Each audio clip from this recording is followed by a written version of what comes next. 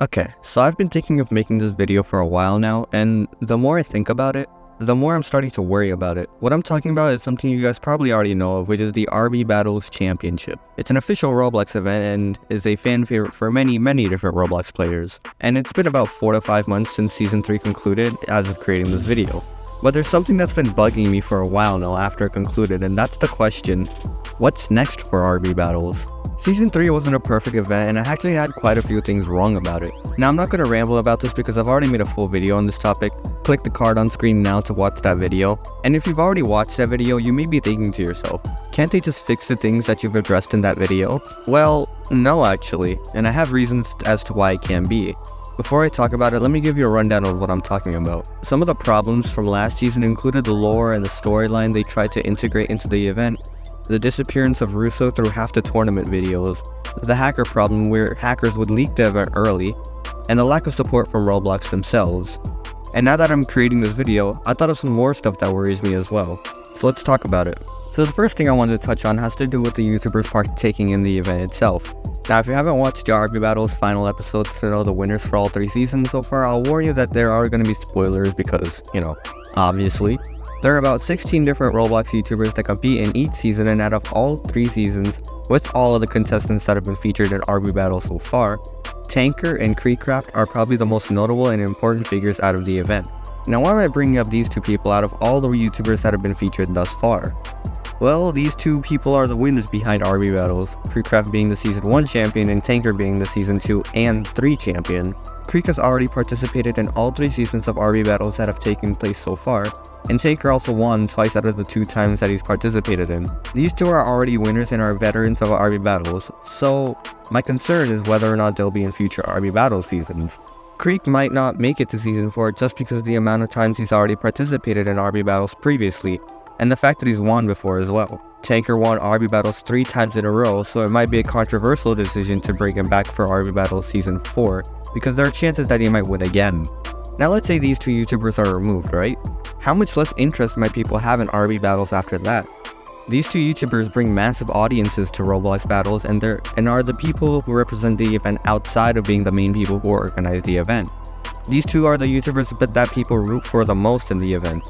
If you were to remove them from the competition, people will get mad. But on the flip side, if you were to keep them, RB Battles might feel like the same competition it has been for the past 2 years, where one of them is going to end up winning again. So this situation is really just a double-edged sword. And the worst part is that I really can't find a solution to this problem because there really doesn't seem to be a way where a part of the community won't be upset on either decision they decide to make. My next worry has to do with RB Battles lore.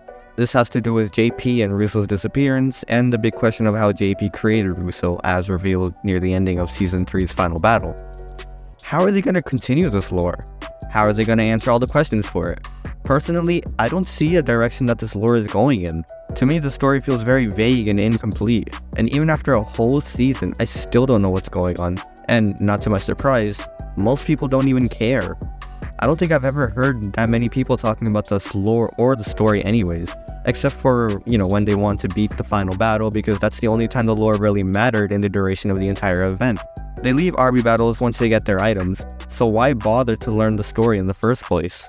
The lore doesn't seem fulfilling either. It feels very incomplete, and the execution for it throughout the entire event didn't feel great as well, as, again, the only time it mattered was during the final battle. Okay, fine. The story was bad enough, so what if they discontinued it? Well, if they scrap the story, then all the work put into the story thus far will be completely destroyed, and investing time into the story would have been felt like a complete waste of time. I still feel like lore isn't something that should be added to an event like RB Battles because it doesn't belong in something like it. This is a YouTuber competition, not a story game. This is like trying to add a rank mode and skill-based matchmaking to Adopt Me, you know what I mean? Next on my list is Roblox's lack of support. We can all agree that after 2021 and their whole metaverse tangent that Roblox is out of touch with the community, and RB Battles being a community-created event is negatively affected by this really hard. No advertising from Roblox, neglect of financial support when truly needed, and the poor security to block hackers. Moving forward, I don't think Roblox is going to listen to the community as much as they used to anymore, meaning that the same problems might occur again if Season 4 ever happens. These same problems are going to cause more disruption with the caliber of the event, and RB Battles might have to limit what it's truly capable of, all because Roblox doesn't want to help them out for whatever reason. It still shocks me that Roblox refused to fund the event, but rather gave them a sponsor instead to cover the expenses, and they still ended up paying out of pocket for the expenses. RB Battles Season 4 might not even happen because of this, or if it does happen, it'll happen after a very long time, similarly to how Season 3 and 2 was a 2-year wait. Another concern is the hacker problems and leakers. Last season, we had leakers and hackers exploit parts of the event. This is because during that time, Roblox didn't have a true anti-cheat system integrated into the software to stop cheaters like this from interrupting people's experiences. Now thankfully, Roblox does have an anti-cheat in place called Bifront, but I'm starting to see people complain that other people are starting to find ways to bypass Bifront, meaning the hackers and leakers might come back. If they decide to do a Season 4, leakers and hackers are still a threat, and this will affect how the event takes place because they might leak out the process of getting the avatar items earlier than anticipated. That already happened in Season 3 when players were trying to get the bits. Heck, even Creek couldn't get one of the bits because of this, and he's usually always on the grind to solve mysteries to be the first to get the items. This is also something out of their control and is a major concern, not just for RB Battles, but for any type of live event that takes place in the future, because remember, Roblox is trying to make live events like this 100% community made. If they're leaked before it happens, there's going to be a lot of dissatisfaction and drama because of it.